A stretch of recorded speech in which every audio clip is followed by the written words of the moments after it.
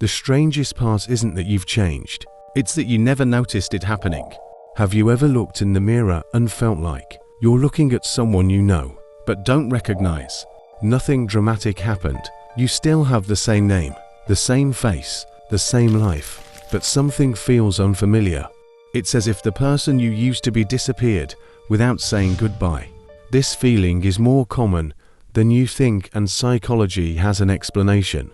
Your identity isn't something your brain stores forever. It's a story that changes as you change. Every disappointment you stay silent through, every dream you quietly abandon, every time you choose survival over authenticity. Your brain updates its internal story of who you are. The dangerous part, it doesn't ask for your permission. That's why the change feels invisible while it's happening, but shocking once you finally look up and notice it. Psychology suggests that we often learn who we are by observing what we repeatedly do. Through this lens of self-perception, small compromises, repeated over time, slowly reshape how you see yourself.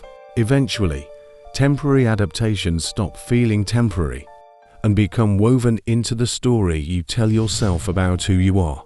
Not because you became a completely different person overnight, but because tiny adjustments accumulated until they built a fortress around a version of you that you never actually chose to be.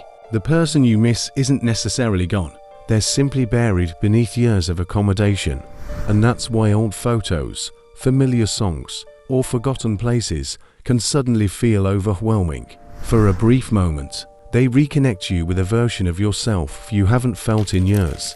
Maybe the real question isn't who have I become. Maybe it's when did I stop listening to the person I used to be?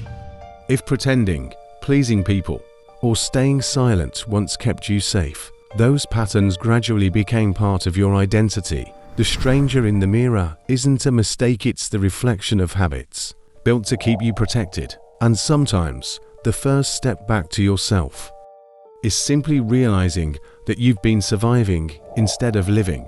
If today you recognized a stranger in yourself, don't let this be the last conversation you have with your mind. Subscribe to WiseMind Stories. Helps you understand the hidden psychology behind the person you're becoming.